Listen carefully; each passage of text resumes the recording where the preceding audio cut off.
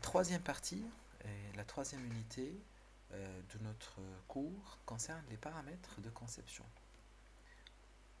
Les paramètres de conception, selon Misbah, ce sont des systèmes qui permettent de contrôler, de formaliser le comportement des acteurs au niveau de l'organisation. Ça veut dire quoi? Ça veut dire qu'ils participent à, à la à la maîtrise de l'attitude, du comportement des acteurs, de telle manière à réduire la variabilité dans l'exercice des tâches.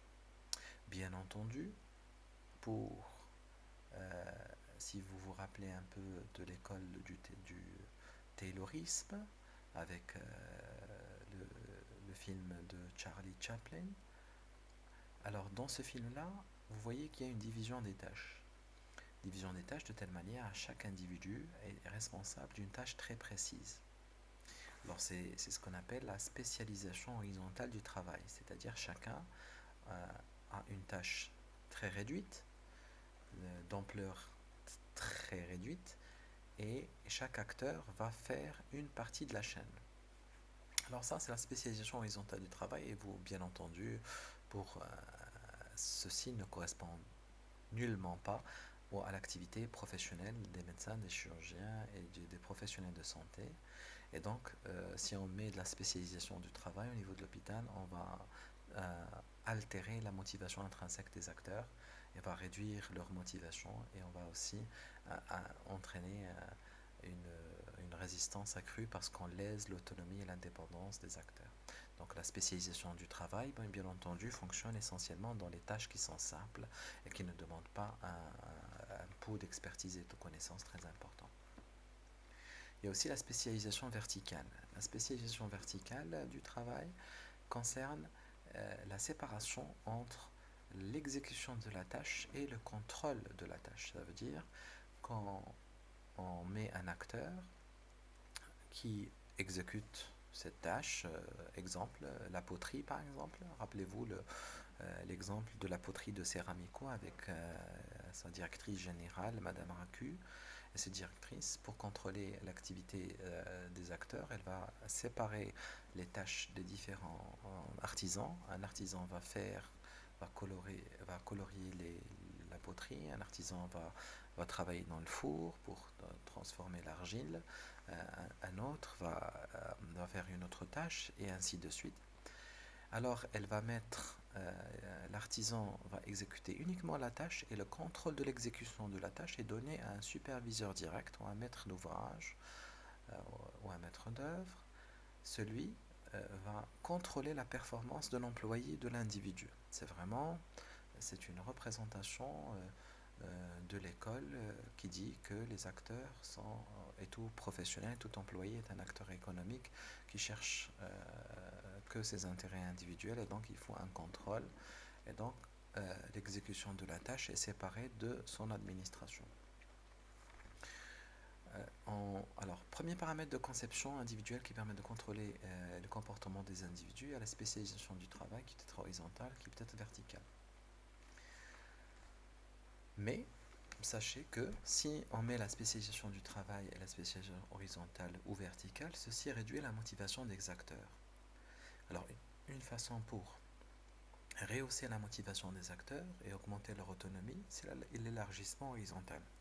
Ça veut dire qu'un individu peut être capable de faire, admettons par exemple, un médecin généraliste ou un médecin de famille.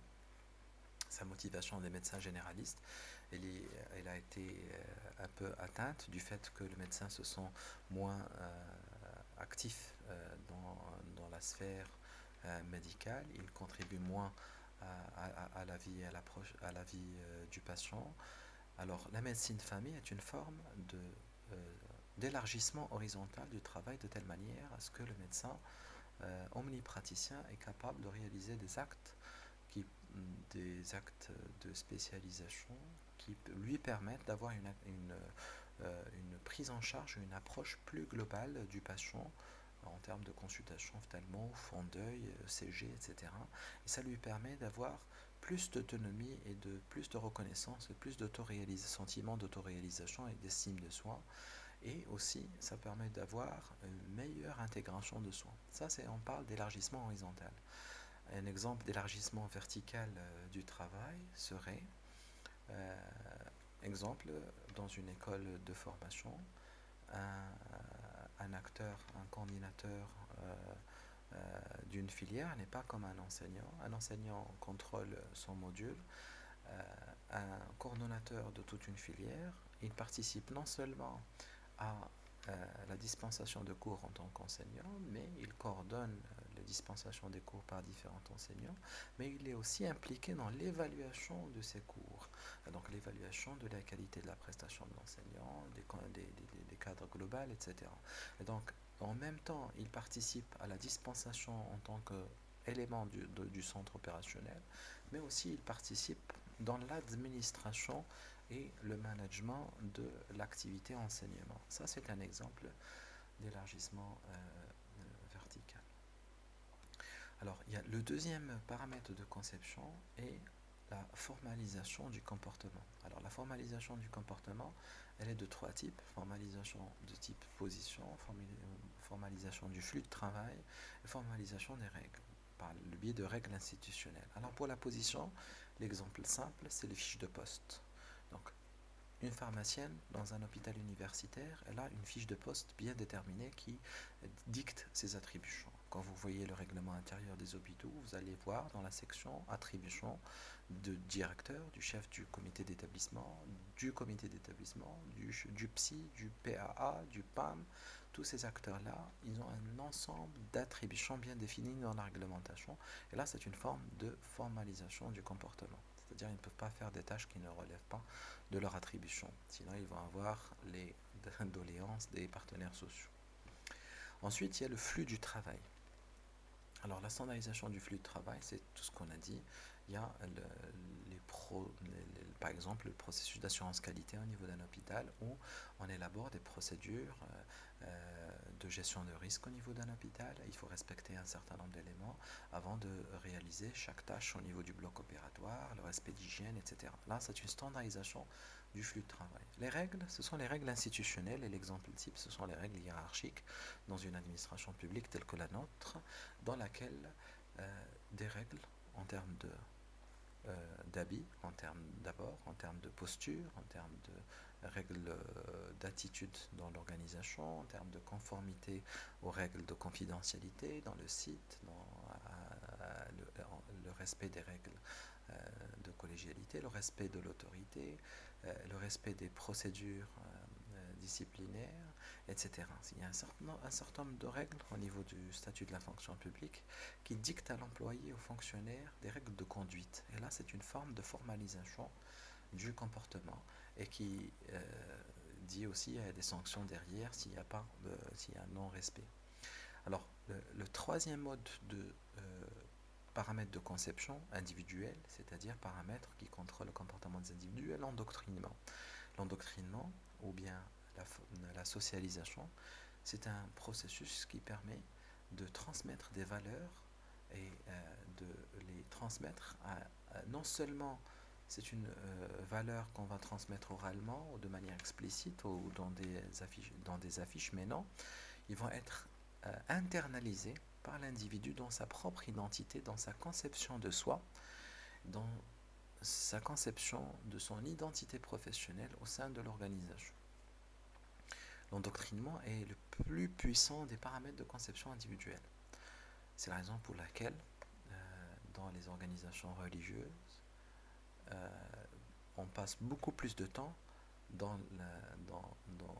les sites religieux, dans l'activité religieuse, et c'est cette longueur d'année pendant l'activité religieuse qui permet d'endoctriner les acteurs à respecter cette règle de conduite de manière intrinsèque. C'est-à-dire, tout à l'heure, c'était la formalisation du comportement et les sanctions derrière.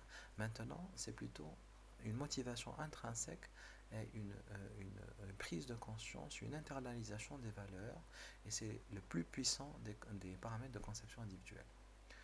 La formation, on a vu aussi la formation des médecins et des infirmiers dans leur pratique quotidienne, professionnelle. Cette formation qui leur permet, pendant 7 ans pour le médecin de famille, ou 8 ans, pour 3 ans jusqu'à plus pour l'infirmier, 13 ans pour le médecin spécialiste. Cette longueur d'année en termes de formation n'a de sens que parce qu'elle permet non seulement de transmettre des connaissances et de l'expertise aux médecins, mais aussi elle transmet des règles de conduite, comment se comporter en tant que médecin, comment respecter l'autonomie des médecins, l'autonomie professionnelle, comment respecter le patient. Et c'est cette formation qui transmet ces valeurs qui sont liées aux valeurs liées au patient, au bien-être du patient et à la collaboration interprofessionnelle autour d'une mission globale, la mission qui est de servir le patient et ses intérêts. Et bien entendu, cette formation, cet endoctrinement vient avec les règles déontologiques et les règles éthiques professionnelles.